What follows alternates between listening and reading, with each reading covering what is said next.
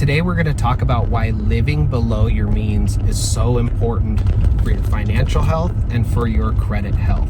Now, what necessarily does it mean to live below your means? Well, in my opinion, it means that you have more income coming in than expenses going out. And what you're going to do is you're going to try to increase your income and lower your expenses so you have more margin or what you're keeping to take home. That's my goal for you. And what this is going to do is it's going to help you to get out of debt faster. It's going to help you to achieve your goals. It's going to help you to live a better life, and it's going to help you with your relationships. Most divorces are caused by financial issues. So if you can avoid having those financial issues by living below your means, it's really going to help you out in the long term.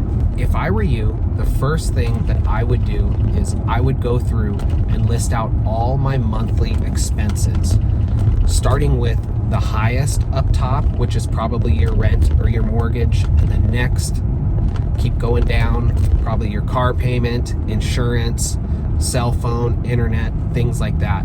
Figure out where you're bleeding the most money. And for most people, it's in the rent or the mortgage. Now, are there ways to lower your rent or lower your mortgage? Kind of. I would say the best way to do that is through house hacking. Now, house hacking really just means that you're bringing in a roommate or you're subletting space in your yard, in your driveway, in your home, any of that. What it's going to do is it's going to bring in rental income for you. What that's going to do is it's going to bring in rental income for you, and then overall it's going to lower your rent or your mortgage each month. Now, are renters perfect? Absolutely not. I want to say, for me personally, I've had roommates and 6 out of 10 of them were absolutely amazing and 4 out of 10 of them were absolutely terrible. So I had a 60% success rate, and that's really the only person who can be accountable for your success rate with roommates is you, because you're the one conducting the interviews and choosing who gets to live with you. Most of the time, it's not a good idea to have your roommates be your friends or your family, because it's a lot easier to take advantage of you that way. So I don't recommend that you have friends or family be your roommate to lower your bills. The next thing we can do is side hustles to increase your income. There's all kinds of things you can do. You don't need me to list them out.